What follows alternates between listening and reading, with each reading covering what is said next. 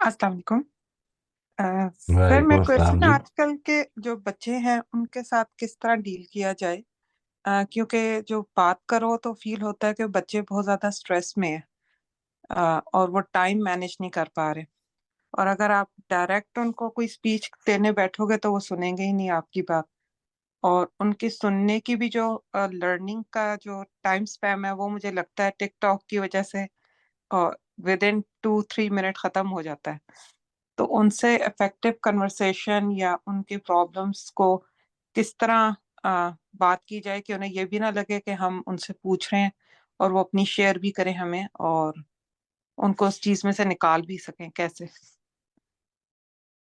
देखिए, असल में कुछ गलतियां हो गई। वो गलतियां ये हो गई कि हमने जनरली स्पीकिंग, मैं जो घरों की बात देखता हूँ, अपने घर में भी मैंने देखा और जनरली बाहर भी, वो ये कि हम अपने बच्चों को इनिशियली बहुत ज़्यादा डिपेंडेंट बनाते हैं अपने ऊपर। We want them to to sort of listen to us in everything. हम उनकी हेल्प कर रहे होते हैं। मैंने कई दफ़ा लोगों से ये पूछा कि बच्चे ने, लेट्स से अगर बच्चे ने अच्छा परफॉर्म नहीं किया और टीचर की तरफ से या कॉलेज की तरफ से या स्कूल की तरफ से कोई चीज़ आई उनको कि पेरेंट टीचर मीटिंग में, तो और उन्होंने कहा कि ये आप इनको ज़रा raise them up and motivate them to study, तो मैं उसको अपनी जिम्मेदारी समझ लेता हूँ। देखिए, ये जो मोटिवेशन है ना जी, ये इंसान की इंटरनल होती है। यानी असल में मोटिवेशन इंट्रिंसिक ही होती है। ये जो हम जिस चीज़ को एक्सट्रिंसिक मोटिवेशन कहते हैं, ये असल में सिर्फ ये उस काम की मोटिवेशन नहीं होती, उस काम के रिवॉर्ड की मोटिवेशन होती है। यानी ये बात कि मुझे इसके नतीजे में क्या मिलेगा, ये इस चीज़ से मोटिवेटेड होती है चीज़। ये इधर से नहीं मोटिवेट हो रही होती कि मुझे काम पसंद है। सबसे पहले तो ये कि लर्निंग का शौक इसलिए इसलिए लर्न करना है क्योंकि ये मेरी ज़रूरत है। हमारी सबसे पहले तो आई वुड सजेस्ट कि हमें बच्चों के साथ थोड़ी-सी एम्पैथी भी शो करने की ज़रूरत है।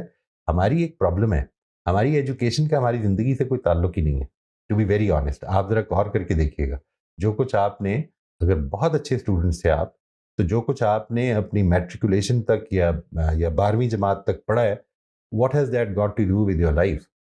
इसके बाद तो आप स्पेशलाइजेशन की, हो सकता है कि अल्लाह करे कि अपनी पसंद से अपनी स्पेशलाइजेशन की फील्ड में आए हों, and then you started associating with what you were studying कि ये मेरे काम से इसका ताल्लुक है। वरना जनरली स्पीकिंग, जो हमारी हमारी स्टडीज़ हैं, यानी अगर आप उन पर गौर करके देखिए, तो let's say till till about the 12th grade, अगर आपने मैथमेटिक्स पढ़ी है 12 के 12 साल, तो इसमें से कौन सी चीज़ें जो आप यूज़ करते हैं, यानी plus minus multiply divide percentage average, इनको छोड़ दें। ये वो बेसिक चीज़ें हैं कि जो आपको शायद पहले 2-3 सालों में ही समझ में आ गई थी। लेकिन बाकी चीज़ें, मिसाल के तौर पे लॉगरिथम्स कब यूज़ किया आपने, या ये पता भी है किसी को, नॉन इंजीनियर को, कि लॉगरिथम्स से फ़ायदा क्या होता है?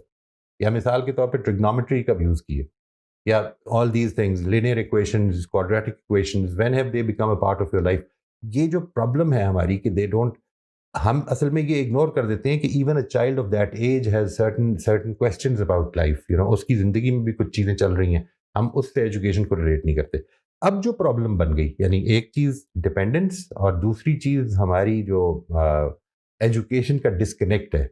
ये दोनों चीज़ें असल में बच्चों को बोर करती हैं। It is like hard work and meaningless work for them.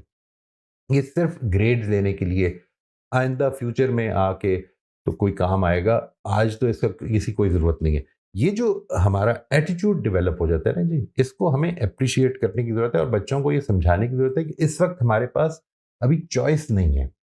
और दूसरी एक चीज़ पैरेलल बेसिस पे हमें डेवलप करनी है, वो बड़ी इंपॉर्टेंट है जी। That is about giving priority, giving preference to responsibilities over desires. हमारी कुछ ज़िम्मेदारियाँ हैं और इसके लिए हमें रोल मॉडल बनने की बहुत ज़्यादा ज़रूरत है। यानी हम इस वक़्त नहीं उठना चाहते, लेकिन उठना उठना पड़ेगा। मुझे इस वक़्त, मैं थका हुआ हूँ, मैं काम नहीं करना चाहता, लेकिन काम करना है मुझे। इसलिए क्योंकि मैंने किसी के साथ कमिटमेंट की हुई है। मुझे कोई तकलीफ़ है, लेकिन मुझे I have to be available because मैंने कमिटमेंट पूरी करनी है अपनी।